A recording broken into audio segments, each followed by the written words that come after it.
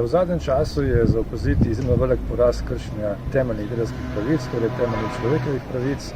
Zato je izjemno pomembno, da se vse te problematične točke trga dela, kako se reče popularno, izpostavijo ne samo v javnosti, ampak tudi v politični javnosti, tudi v zakonodajni javnosti, torej tudi v državnem zboru, rekel bi predvsem v državnem zboru, ki ima moč, da zaustavi vse te nezakonitosti, ki postajajo vse bolj sistematične.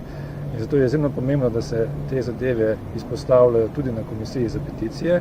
ne samo enkrat, ne samo večkrat, ampak konstantno in sistematično, kajti tudi kršitve, ki se dogajajo, so konstantne in sistematične.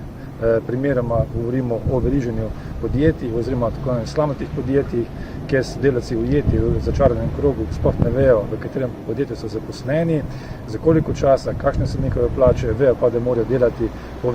veliko več kot 8 ur in vejo, da so izkoriščeni, ne vedo pa, kako naj ta začaranek krog ustavijo. Medtem ko državni zbor pa ne samo, da ve, ampak mora vedeti, kako to zaustaviti.